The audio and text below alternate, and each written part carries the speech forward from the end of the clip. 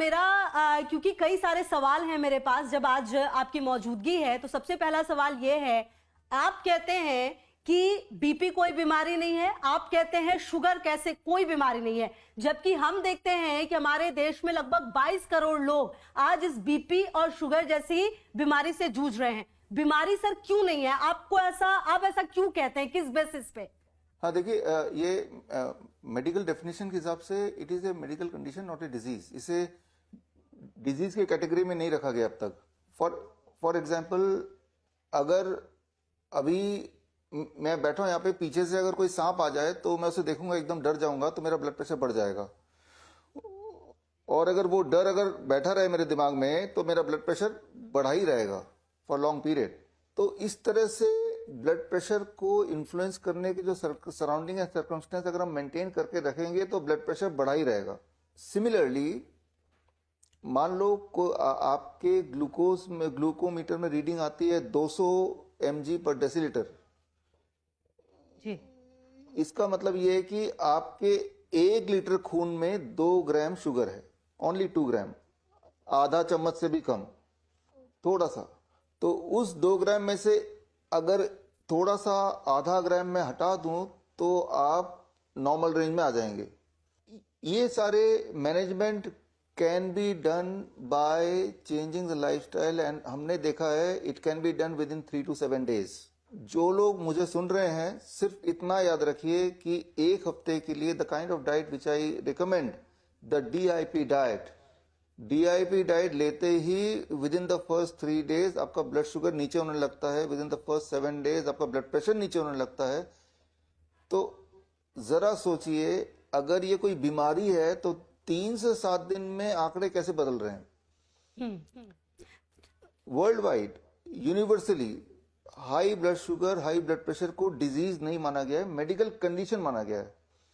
Medical condition मतलब it is based on the surrounding circumstance. एक experiment कीजिए मेरे बोलने पे, आप अपना ब्लड शुगर मेजर कीजिए और उसके बाद एक डरावनी मूवी देखिए। डरावनी मूवी देखने के बाद दोबारा अपना ब्लड शुगर चेक कीजिए। आप पाएंगे कि ब्लड शुगर डरावनी मूवी देखने के बाद आपका बढ़ जाएगा। तो does that mean that you are a blood sugar patient?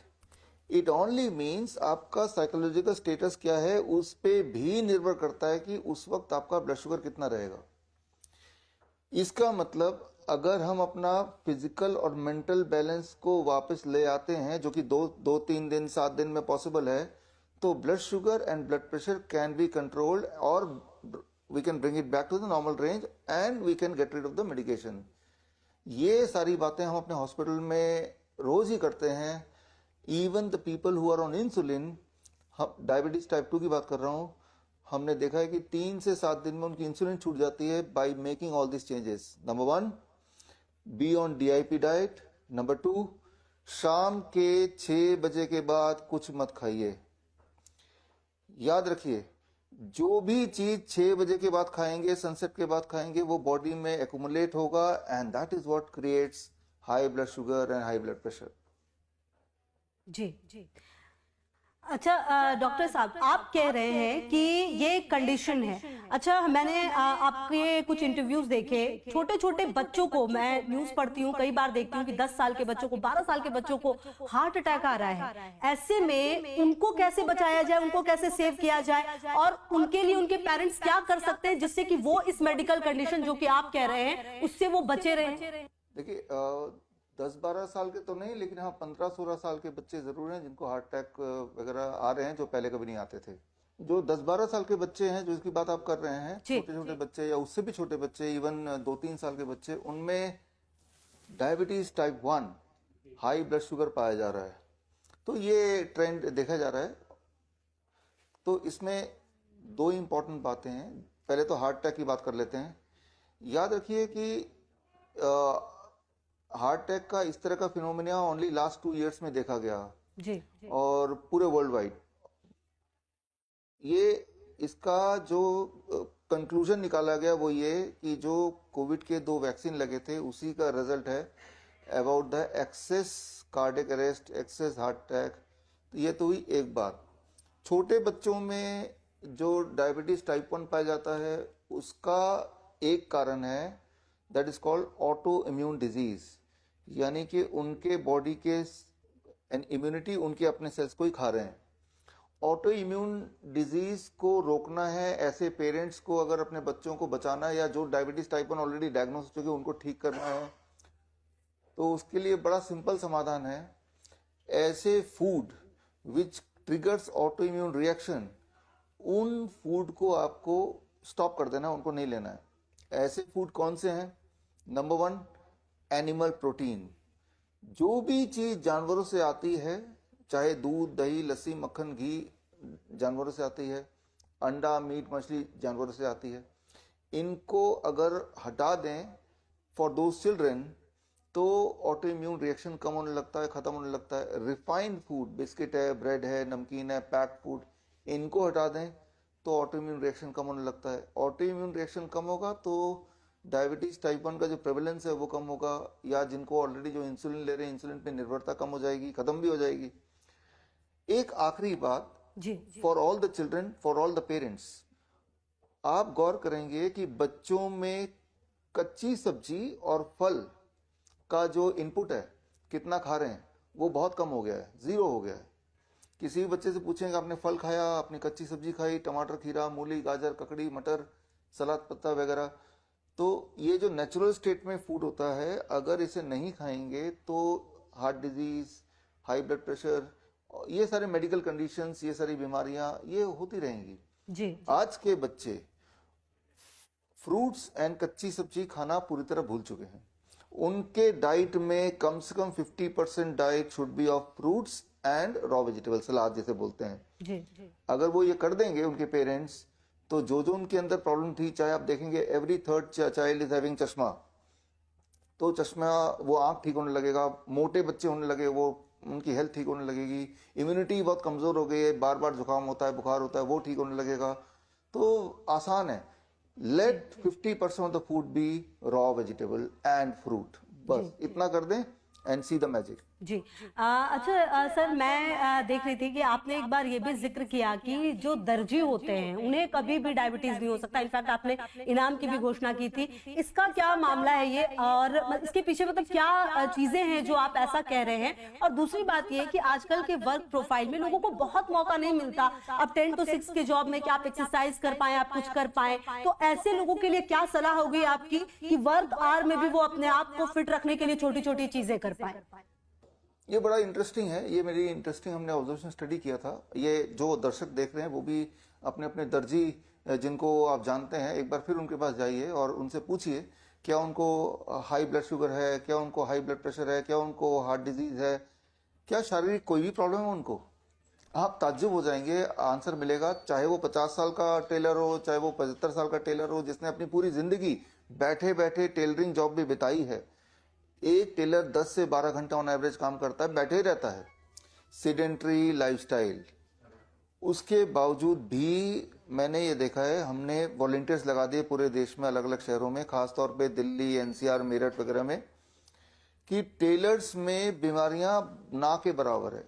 खांसी, जुकाम, बुखार, कभी घुटने का दर्द छोटा मोटा वो तो होता है, लेकिन किडनी फेल हो गया, इंसुलिन पे हैं, ऐसा नहीं होता। कोई हेडेक वगैरह हो गया छोटा मोटा, वो अलग बात है। या बहुत मोटा टेलर भी नहीं देखेंगे आप। तो इस पे हमने रिसर्च किया और पाया कि टेलर लगभग बीमार नहीं पड़ते। हमने इनाम रखा था कि 1 लाख रुपए का इनाम देंगे अगर कोई टेलर ऐसा मिले जिसको डायबिटीज है। तो ऐसे बहुत सारे आवेदन आए, लेकिन जब हमने क्रॉस चेक किया तो पाया कि या तो वो टेलर के पास जो टेलरिंग मशीन है उसमें मोटर लगा हुआ है, जो पैर से टेलर चलाते हैं, मैनुअल टेलर जिनमें पैर को मूव करना पड़ता है मशीन को चलाने के लिए, वो बीमार नहीं पड़ते। कारण ये कि इस वक्त मेरे ये एक हार्ट ये है जो कि ब्लड को ऊपर खींच रहा है, ग्रेविटी ब्लड को नीचे खींच रही है, एक बैलेंस मेंटेन होने की कोशिश कर रही है। आपको ये समझना होगा कि हमारे पास एक सेकेंड हार्ट भी है, दूसरा हार्ट, जिसे काफ मसल बोलते हैं, पिंडलियां जैसे बोलते हैं, काफ मसल्स। तो ये जो काफ मसल्स हैं ये तभी एक्टिवेट होते हैं जब, जैसे मैं बैठा हूं और अगर मैं अपने पैरों को हिलाऊंगा किसी भी डायरेक्शन में, जैसे कुछ लोगों की आदत होती है पैरों को हिलाते रहते हैं जब वो बैठे रहते हैं, जिसे बैड मैनर बोलते हैं, जिसे कई लोग अच्छा नहीं मानते, अपशकुन मानते हैं। दुनिया भर में देखा गया है कि जो लोगों की आदत है बैठे बैठे पैर हिलाते रहना, तो in return they are activating the calf muscles और उनमें बीमारियां कम होती हैं। ये वर्ल्ड वाइड देखा गया है। और हमने यही चीज टेलर्स में देखी। उनकी पैरों की मूवमेंट जिस तरह से होती टेलर मशीन चलाने के लिए, उसकी वजह से उनका सेकेंड हार्ट एक्टिवेट हो रहा है और दोनों हार्ट मिलके सर्कुलेशन को ट्रिगर कर रहा है, जिससे उनके हेल्थ बेनिफिट मिल रहा है इरिस्पेक्टिव ऑफ द फैक्ट कि वो 10 घंटे बैठे रहते हैं। उनका लाइफस्टाइल में डाइट भी कोई खास होता नहीं होगा, क्योंकि बहुत सारा पैसा नहीं होगा उनके पास अच्छा खाना खाने के लिए।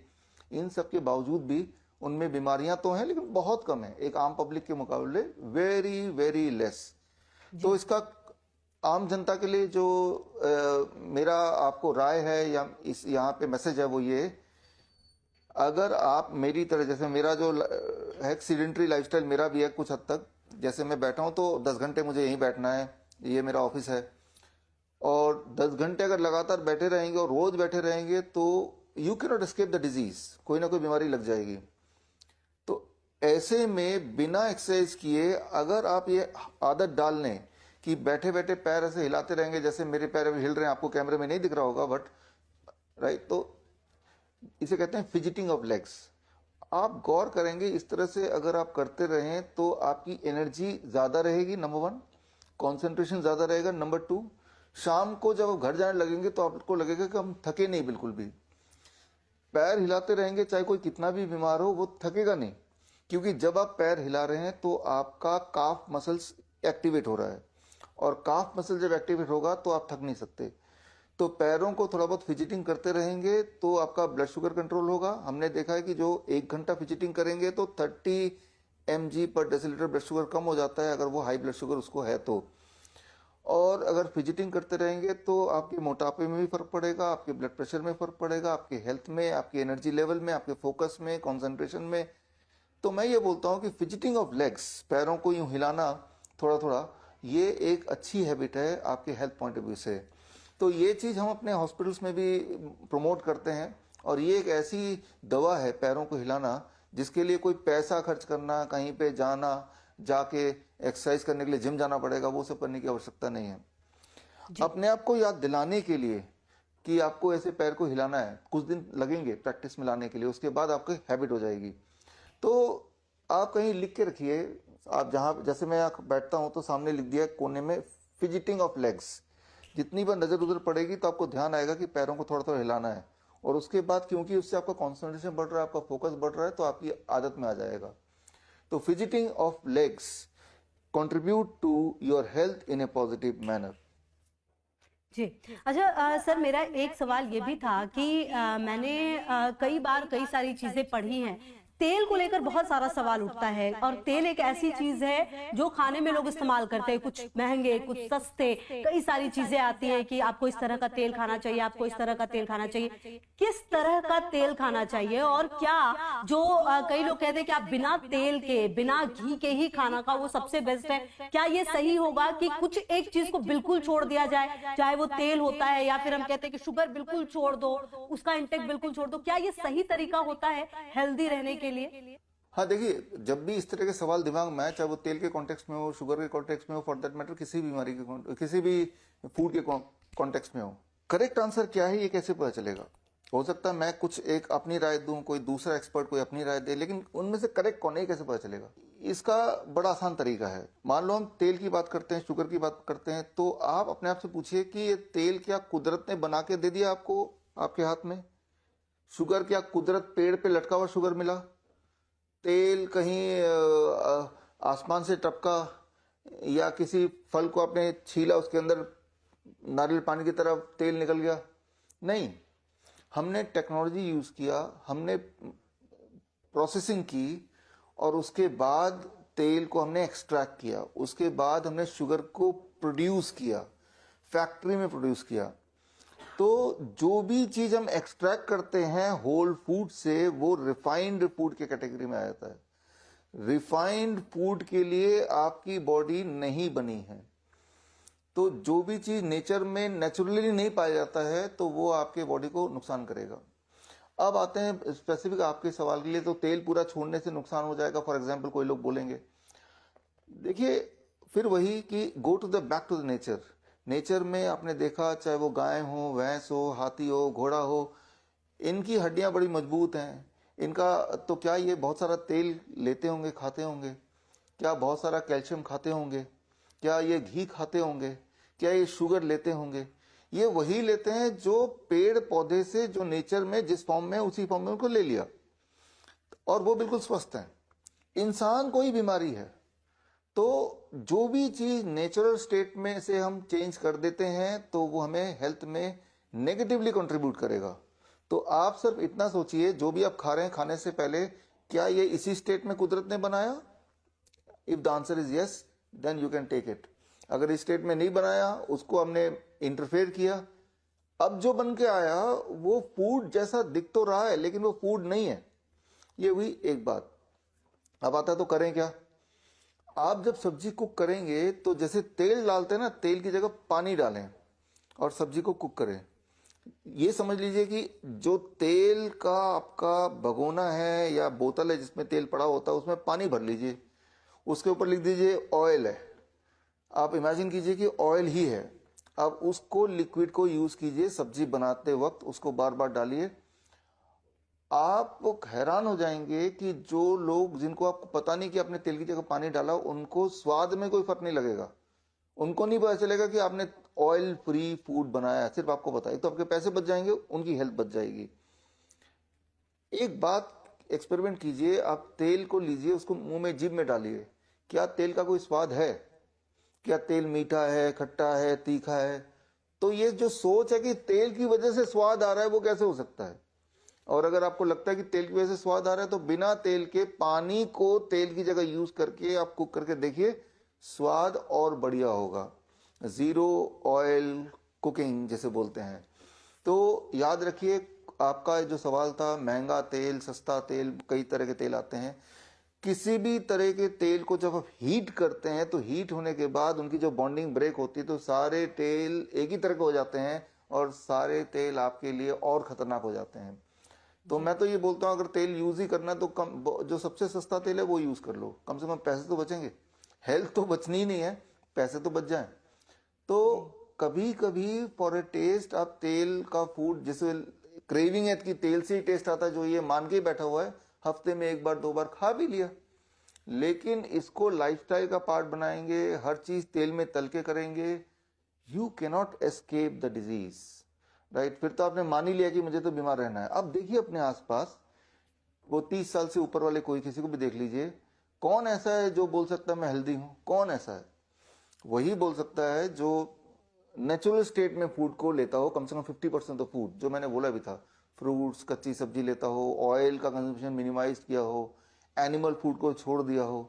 Only they can claim they are healthy. Otherwise तो मुझे कोई ऐसा मिला नहीं जो इंडियन स्टैंडर्ड डाइट पे हो और वो ये बोल दे कि मुझे कोई हेल्थ प्रॉब्लम नहीं है। ऐसा कोई नहीं मिला मुझे, जबकि मैं तो रोज हजारों लोगों से मिलता हूँ। हमारे काम ही है लोगों से मिलना। जी। अच्छा सर, एक सवाल मेरा ये था कि आप कहते हैं कि घर जो है वो हॉस्पिटल का जो कोई भी आईसीयू होता है, उससे बेहतर आपका आईसीयू जो है वो घर में बन सकता है। कुछ चीजें हटानी होंगी, कुछ चीजें ऐड करनी होंगी।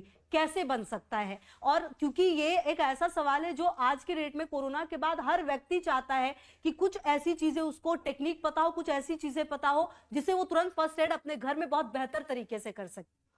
ये बहुत इंपॉर्टेंट है, इससे कॉन्फिडेंस भी आएगा, डर के माहौल से बाहर निकल जाएंगे आप लोग, और ऐसा सिचुएशन आ जाए तो कुछ ना कुछ आप कंट्रीब्यूट कर पाएंगे। इसमें शुरू करते हैं हार्ट अटैक से। एंजाइना, हार्ट अटैक, जो कि बहुत कॉमन होता जा रहा, आपने पूछा भी सवाल। जी। एक बात याद रखिए, जब भी किसी को हार्ट अटैक आता है तो पहले 20-30 मिनट में जो होना हो चुका होता है, उसके बाद या तो वो जिंदा रहेगा या मर चुका होगा। अब जरा सोचिए, जब किसी को हार्ट अटैक आएगा, जरूरी है कि हॉस्पिटल के अंदर हार्ट अटैक आए? वो तो रास्ते में आएगा, घर पे आएगा, स्कूल में आएगा, कहीं भी आ सकता है, सड़क पे आएगा, बाजार में आएगा। उस वक्त अगर वो if you happen to be near them, तो आप ही उसके डॉक्टर हैं। अगर आप इस सोच में पड़ गए कि इसको हॉस्पिटल ले जाओ, तो वो तो पहले जो 20-25 मिनट, 30 मिनट हैं, वो आपने वेस्ट कर दिए, और उसके बाद जो होना है हो चुका है, फिर कोई कंट्रीब्यूशन किसी का नहीं है। हॉस्पिटल ले जाएंगे, वो कुछ ना कुछ करेंगे, ईसीजी करेंगे, एंजियोग्राम करेंगे, एंजियोप्लास्ट करेंगे, लेकिन वो खतरा या तो टल गया है या वो मर चुका है। अब उनके पास एक मुर्गा आ गया कि इसको हम एंजियोग्राम कर दें, एंजियोप्लास्टी कर दें और इससे पैसे ऐंठ लें। याद रखिए, हार्ट अटैक का एंजियोग्राम से, एंजियोप्लास्ट से कोई लेना देना नहीं है, वो सुपरफिशियली होता है। इस बारे में कभी और चर्चा करेंगे, लेकिन अभी आपका सवाल यह है करना क्या चाहिए, अपने घर को कैसे आईसीयू बनाएं। स्टेप 1 हम अपने हॉस्पिटल में ये करते हैं, अपने पेशेंट को सिखाते हैं, और हॉस्पिटल में डॉक्टर्स भी यही करते हैं। हमारे 20 हॉस्पिटल्स हैं हिम्स के नाम पे, तो यही होता है।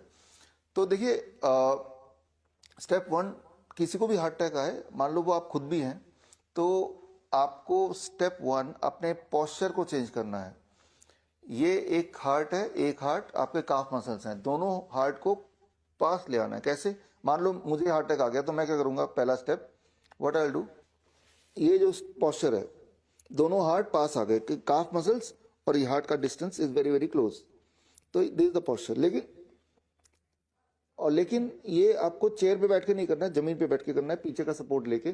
चेयर पे बैठ के इसलिए नहीं करना है क्योंकि अगर वो पेशेंट जो है उसको अगर अनकॉन्शियस हो गया तो चेयर से गिरेगा और चोट लगेगी, और नीचे बैठ के करेगा तो अगर अनकॉन्शियस हो गया दर्द के मारे तो वो नीचे ही है तो गिरेगा तो चोट वोट नहीं लगेगी। पहला स्टेप, जैसे ही आप इस पोस्चर में आएंगे आपका एंजाइना होपफुली थोड़ा कम होने लगेगा, पहला स्टेप। सेकेंड स्टेप, अदरक, इतना बड़ा अदरक का पीस लेके, हमारे हॉस्पिटल में अदरक कहीं कहीं रखा रहता है, फटक से अदरक लिया, पेशेंट के मुंह में ठूस दिया, और पेशेंट अगर कॉन्शियसनेस में है तो अदरक को चबाएगा, वो चबाना है। जब अदरक चबाएंगे, इस पोस्चर में रहेंगे, तो आंखों से आंसू आने लगेंगे, 15 मिनट लगेगा। जैसे जैसे आंसू आएंगे वैसे वैसे एंजाइना कम होगा, वैसे वैसे ब्लड वेसल डायलेट होगा, वैसे वैसे नाइट्रिक ऑक्साइड प्रोड्यूस होगा, और आधे घंटे में वो सिम्टम चले गए और आप ठीक हो गए। इतना ही करना है। साथ में एक तीसरा स्टेप हम कराते हैं, एक बाल्टी में 45 डिग्री सेल्सियस पानी, गीजर का पानी आ जाएगा, और बाल्टी आने में मान लो 10 मिनट लग गए, तब तक ये कर रहा है दोनों स्टेप, और फिर चेयर पे बिठा दिया और दोनों पैर बाल्टी के अंदर, जो कि गर्म पानी है। जैसे ही दोनों पैर बाल्टी के अंदर है तो काफ मसल, सेकेंड हार्ट भी बाल्टी के अंदर है, और ब्लड वेसल डायलेट होंगे, ब्लड सर्कुलेशन बढ़ेगा, और होपफुली उसके सिम्टम विल गो अवे। ये आधे घंटे तक करना है, बकेट वाला जो बोल रहा हूं मैं। यही 3 स्टेप हम कराते हैं, इसे कहते हैं वेजो स्टिमुलेशन थेरेपी।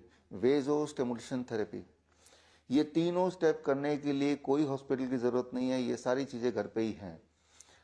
अब आते हैं और मेडिकल इमरजेंसी, एक दो बता देता हूं। मान लो किसी का ब्लड प्रेशर शूट हो गया, हाई हो गया, या फीवर हो गया, फीवर हो, हाई ब्लड प्रेशर हो, इसको लो करने का एक रामबाण इलाज है। बाल्टी में 42 डिग्री सेल्सियस पानी हो, पेशेंट ऐसे बैठा हो और दोनों पैर बाल्टी के अंदर, 42 डिग्री सेल्सियस पानी मेंटेन रखना पड़ेगा फॉर नेक्स्ट 30 मिनट्स। ऐसा करेंगे तो फीवर भी नीचे आता है, ब्लड प्रेशर भी नीचे आता है, थकान भी नीचे आती है, डिप्रेशन भी कम होने लगता है। रात को ऐसा करेंगे तो नींद भी अच्छी आती है। तो देखिए, एक बाल्टी और गर्म पानी से कितने सारे चीजें हो गई। मान लो किसी को सांसें नहीं आती, SpO2 कम हो जाता है, राइट, ऑक्सीजन इनटेक कैपेसिटी कम हो जाती है, पेशेंट को ब्रेथलेसनेस में आ जाता है, तो तब बोलते हैं ऑक्सीजन सिलेंडर लाओ, ऑक्सीजन सिलेंडर लाओ, जो तो हॉस्पिटल में जाना पड़ेगा। ऐसे में पेशेंट पहली गलती करते हैं कि इस तरह से वो बैठते हैं या पीठ के बल लेट जाते हैं। जो लोग मुझे सुन रहे हैं, इस तरह से आप बैठ के देखिए अभी मेरे साथ, आप ऐसे करते ही आपकी सांसें अटकने लगेंगी। तो ये जो पोस्चर है, ये आपके हार्ट को लंग के ऊपर डाल देता है, लंग की कैपेसिटी और छोटी हो जाती है, and it is difficult to breathe. आप गौर से देखेंगे तो पाएंगे कि जब भी पेशेंट बोलता है कि आई एम फीलिंग ब्रेथलेस, तब देखेंगे वो या तो पीठ के बल लेटा होगा या इस तरह का कोई पोस्चर होगा, और ऐसे हाँफ रहा होगा। अब इसका उल्टा कर देते हैं। जैसे ही मैंने पोस्चर पेशेंट का ऐसे चेंज किया, जैसे अभी मेरा पोस्चर है, ये पोस्चर करते ही अभी आप मेरे साथ करेंगे तो आपका लंग खुल गया बाय 20%, और आपका सांसें आसान हो गई। अगर आपने ऑक्सीमीटर लगाया होगा, विद इन 15 मिनट्स आप देखेंगे SpO2 बढ़ने लगेगा। या फिर हम पेट के बल लिटा देते हैं अगर पेशेंट बैठ नहीं सकता है। पेट के बल लिटाने को कहते हैं प्रोन वेंटिलेशन। इससे आपकी जो ब्रीदिंग कैपेसिटी बढ़ जाती है। तो जहां तो वो वेंटिलेटर की बात कर रहे हैं, जहां तो वो ऑक्सीजन सिलेंडर की बात कर रहे हैं, वहां just by changing the posture you can give the better benefit, not the same amount of relief, better relief. क्योंकि ऑक्सीजन सिलेंडर से आपके लंग में निमोनिया होने लगता है। वेंटिलेटर से तो इंसान कभी वापस ही नहीं आता, आता भी तो 1-2 महीने जीता है, तो वो तो आउट ऑफ क्वेश्चन है ही। तो मैंने आपको बताया, चाहे वो लंग हो चाहे वो हार्ट हो, किस तरह से आप उसको इमरजेंसी में यूज कर सकते हैं। अब एक आखिरी 1 मिनट लेता हूँ, किडनी की बात कर लेते हैं। जी ऐसे पेशेंट जो ये आप में सुन रहे हैं जिनके पैर सूज जाते हैं, यूरिन आउटपुट बड़ा लो है, सिर्फ इतना करना है कि आपको आपका जो बेड है, बेड में एक तरफ 2-3 ईंटें लगा देंगे तो bed will be inclined, bed ऊंचा हो जाएगा।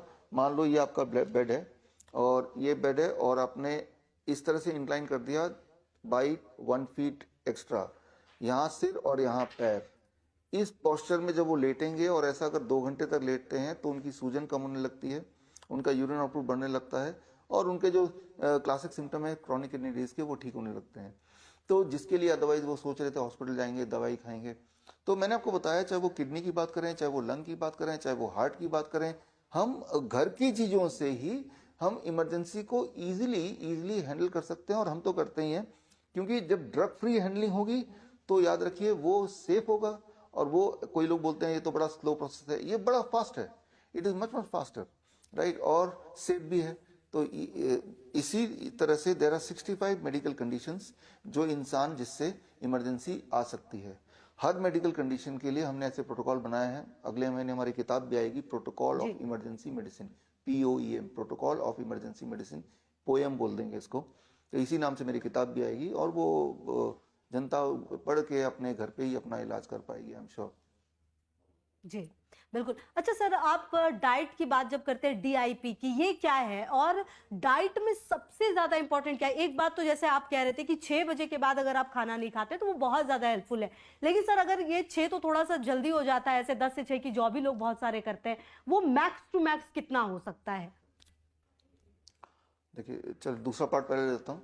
6 बजे आइडली हम उनको बोलते हैं जो ऑलरेडी बीमार हैं, जो कि इस लायक ही नहीं कि जो हॉस्पिटल जो काम पे जा सकें, कैंसर का आखिरी स्टेज पे है, क्रॉनिक किडनी डिजीज, डायलिसिस पे है, ऐसे लोग तो लाचार घर पे ही पड़े रहते हैं। जी तो जी उनके लिए तो 6 बजे, क्योंकि उनका प्रायोरिटी है कि पहले वो ठीक हो जाएं, उनको कहीं जाना नहीं, कहीं जा ही नहीं पा रहे हैं, तो वो तो सनसेट के साथ साथ खा लें। अब आता है जो लोग जॉब पे जा रहे हैं, यानी कि वो लोग उतने अनहेल्दी नहीं है, वो उनका थोड़ा बहुत कुछ दिक्कत है, कोई दवाई वगैरह पे है, दर्द वगैरह होता रहता होगा, लेकिन as such they are mobile.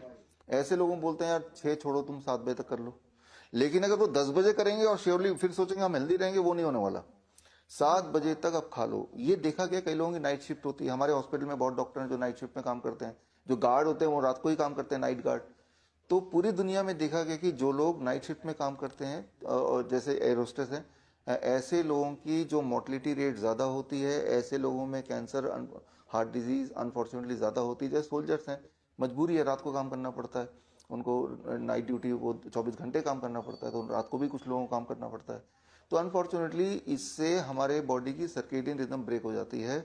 जो खाना सनसेट के बाद खाएंगे और सनराइज से पहले खाएंगे, वो खाना आपकी बॉडी में ब्लॉकेज बनाता है, ट्यूमर बनाता है, स्टोन बनाता है, वही वाला ब्लड शुगर को हाई कर देगा।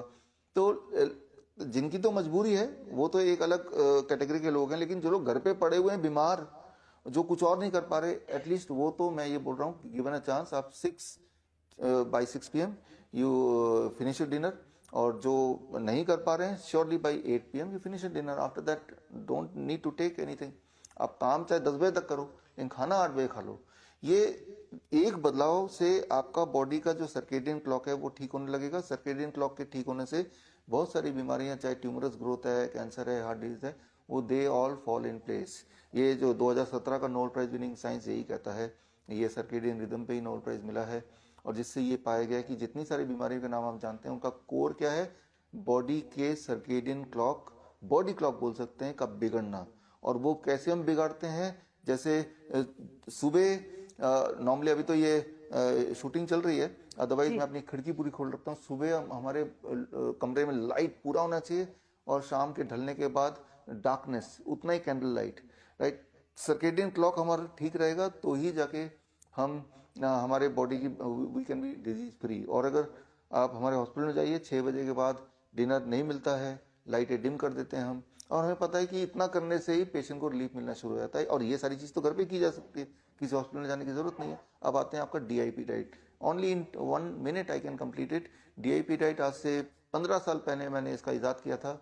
Government of India, government of Nepal, Malaysia की लिंकन यूनिवर्सिटी ने इस पर बहुत सारे क्लिनिकल ट्रायल किए और उसमें पाया डायबिटीज़ हो, हाइपरटेंशन हो, मोटापा हो, क्रॉनिक किडनी डिजीज हो, इनमें बड़ा बेनिफिशियल है। बोन डिजीज में बेनिफिशियल है। डीआईपी डाइट में सिर्फ इतना करना है, 12 बजे तक आपको फलों पे रहना है, फलाहार।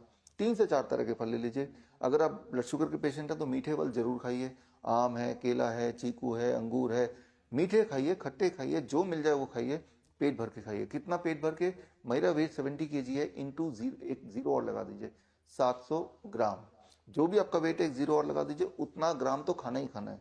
एक बार में, 2 बार में खाइए, जितना खाएंगे उतना भूख बढ़ेगी। 12 बजे तक कुछ और नहीं खाना, ना ना ना ना, ना ब्रेड खाना है, ना पराठे खाना है, कुछ नहीं।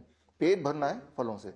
स्टेप 2, लंच और डिनर के लिए जब भी बैठेंगे 2 प्लेट ले लीजिए, प्लेट 1 एंड प्लेट 2। प्लेट 2 में जो आप खाते आए वही खाइए, रोटी सब्जी, दाल चावल, डोसा, इडली। तो हमने रिस्ट्रिक्ट कुछ नहीं किया, लेकिन उसको खाने से पहले प्लेट 1 में सलाद लीजिए, 3-4 तरह के, टमाटर, खीरा, मूली, गाजर, ककड़ी वगैरह। बॉडी वेट इंटू 5, मेरा body weight 70 kg into 5, that becomes 350 ग्राम। इतना आपने प्लेट 1 खा लिया और अब आप प्लेट 2 खाएंगे।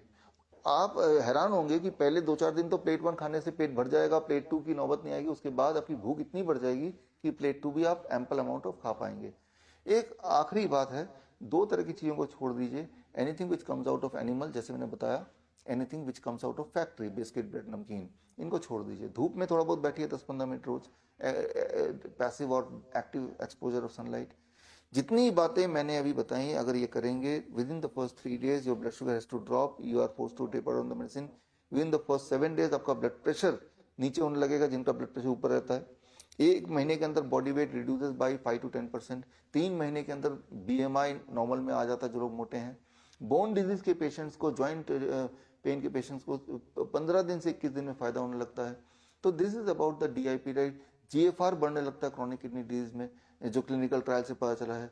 तो ये सिंपल डाइट है। मैं तो ये बोलता हूँ, जो लोग ये इंटरव्यू देख रहे हैं, जब देखने में इतना समय लगा ही लिया है आपने, तो ये टेस्ट करना बनता है। 1 हफ्ते के लिए टेस्ट कीजिए, अगर आपको फायदा मिल रहा है, कैरी ऑन। बिल्कुल। अच्छा सर, मेरा एक सवाल ये था कि आजकल जो है ना सर, वो इंटरमिटेंट फास्टिंग जिसको हम बहुत बार, अच्छा सर आपने ये कहा कि 12 बजे तक आप फ्रूट्स पे रहिए, कुल मिला के मतलब आप कुछ मत खाइए, और आप लास्ट डिनर भी कह रहे हैं कि 7 से 8, मतलब हम अगर ऐसे देखें तो 12 और 4, 16 घंटे हम ऐसे रह रहे हैं। तो सर ये क्या सही मतलब फायदा पहुंचाता है? मतलब इंटरमिटेंट फास्टिंग जिसे हम कहते हैं, कुल मिला के उसे हम पॉजिटिव ले सकते हैं? हाँ देखिए, yes you are right, intermediate fasting कुछ लोग उसको बोल सकते हैं। Means you are eating within the bracket of 10 hours between 8 AM to 6 PM, और 12 hours 8 AM to 8 PM, and you are not eating between 8 PM to next day 8 AM। तो 12 घंटे के ब्रैकेट में आप खा रहे हैं, और 12 घंटे आप कुछ भी नहीं खा रहे हैं, पानी पी सकते हैं, सिर्फ पानी। तो जब आप कुछ नहीं खा रहे हैं तो बॉडी में is not shut down, body में तो एक्टिविटी चल रही है, केमिकल रिएक्शन चल रहे हैं, आपकी एनर्जी भी एक्सपेंड हो रही है। तो बॉडी को लगातार एनर्जी चाहिए, लगातार न्यूट्रिशन चाहिए। तो उस 12 घंटे में बॉडी क्या कर रही है, आपके बॉडी के अंदर ही ट्यूमर के नाम पे, स्टोन के नाम पे, और ब्लॉकेजेस अलग अलग जगह पे हैं। तो body breaks up the stone, body breaks up the tumour and extract the nutrition from it.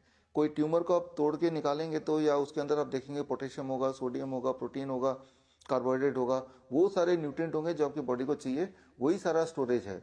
तो body breaks up those stored things जो अदरवाइज आपके लिए ठीक नहीं है, और उसी को पॉजिटिवली न्यूट्रिशन की तरह यूज कर रहा है। बॉडी की इस फिनोमिना को कहते हैं ऑटोफेजी। ऑटोफेजी एक ऐसा साइंस है जिसको 4 अलग टाइम में नोबेल प्राइज मिल चुका है। यही एक साइंस है जिसको 4 बार नोबेल प्राइज मिल चुका है, अलग अलग टाइम पे, इन लास्ट 50 years। तो मैं ये बोलना चाह रहा हूँ कि ये 12 घंटे के ब्रैकेट में आप खाइए, पेट भर के खाइए, राइट, और लेकिन 12 घंटे बिल्कुल मत खाइए, क्योंकि कुदरत ने हमें जो बनाया है वो sun during the sunrise, while the sun is rise, उस हिसाब से बनाया है। आप एक्सपेरिमेंटली कभी देखिए, आप रात को, आधी रात को आप किचन में जाते हैं पानी पीने के लिए नींद से उठ के, तो आप अक्सर नोटिस करते हैं खुचर पुचर कुछ ना कुछ कुतरने की आवाज आती है चूहे की। तो चूहा नॉक्टर्नल एनिमल है, उसको कुदरत ने बनाया रात को खाने के लिए, तो वो रात को खाएगा, दिन को नहीं खाएगा, right. Given a chance the rats will eat in the night. तो मैं ये बोलना चाह रहा हूँ कि एक रिदम बॉडी का पहले से कुदरत ने डिजाइन किया, उस रिदम को जब हम ब्रेक करेंगे, मान लो चूहे को पकड़ के आप दिन में खिलाना शुरू करते हैं, रात को फूड से हटा लें, तो चूहा मोटा होने लगेगा। ये एक्सपेरिमेंट कई बार किया गया है all over the world. Right. तो ठीक उसी तरह से जितना अमाउंट ऑफ फूड आप खाते हैं वही अमाउंट ऑफ फूड अगर आपने सनसेट के बाद खाया, उससे उल्टा टाइम पे खाया, तो that will keep on accumulating in the body and that is the beginning of all diseases. तो बस इतनी छोटी छोटी बातों का आप ध्यान रखेंगे तो जो आप इंटरमीडिएट फास्टिंग बोल भी रहे थे, तो आप देखेंगे what I call as time as medicine, right. तो you will get the solution and you will get the result within the first 2-3 days, sometime 5 days, 7 days। जी। अच्छा सर, एक सवाल ये भी था मेरा कि आजकल कोरोना के बाद हमने देखा हेल्थ को लेके लोग बहुत ज्यादा कॉन्शियस हुए हैं, जिम बहुत जाते हैं, लेकिन जिम से जुड़ी हुई खबरें भी उतनी ही आती हैं, ट्रेडमिल पर खास करके चलते हुए। जिम जाने वालों को सर क्या सलाह देना चाहते हैं? हाँ देखिए, जिम तो सदियों से लोग जाते हैं, इनफैक्ट मैं भी जाता रहा हूँ, अभी भी जाता हूँ, मैं हमारे ऑफिस में भी जिम हमने लगाया है, all kind of things, right. तो जिम कोई रिस्पॉन्सिबल नहीं है किसी के मरने का, किसी का हार्ट अटैक होने का। जिम के बहाने ये बातें बोलने से अवॉइड किया जा रहा है कि जो 2 खुराक अपने कोरोना के लगाए थे, मैं तो पहले से बोल रहा था जब आया भी नहीं था वैक्सीन, तभी से हमने 5,000 MPs MLA सबको हमने पत्र लिखा था इससे हार्ट अटैक आएंगे, जो कि आ भी रहा है और अब तो सिद्ध हो गया है। तो उनके लिए ये है कि आप जो मैंने अभी DIP डाइट बताया वो DIP डाइट पे रहें, और जो मैंने टाइम एज मेडिसिन का कॉन्सेप्ट बताया उसको आप लाइफ में इम्प्लीमेंट करें, तो hopefully this will mitigate, right, the side effect of the vaccine which unknowingly you have taken। plus जैसे हार्ट है जिसमें हार्ट अटैक, कार्डियक अरेस्ट वगैरह आ रहा है, let the second heart be the helper. जो सेकेंड हार्ट मतलब काफ muscles helper. तो अपने लाइफस्टाइल में फिजिटिंग एक्सरसाइज, जो पैरों को हिलाना थोड़ा थोड़ा करके, इसकी आदत भी डालना है, तो इससे एक बैलेंस बना रहेगा एंड होपफुली आपके ज़्यादा एक्साइट होने से, ज़्यादा एक्साइट मतलब जो ज़्यादा दौड़ने लगे, कोई डांस कर रहा है, कोई भंगड़ा कर रहा है, कोई डांडिया कर रहा है, कोई जिम जा रहा है, तो जब कोई एक्साइटमेंट मूड में आता है तभी आपने गौर किया होगा इस तरह के हादसे होते हैं। तो जो भी मैंने बताया, DIP diet, time as medicine and the fidgeting action, if you inculcate these 3 things, hopefully this will help you to prevent this unexpected or unfortunate incidents।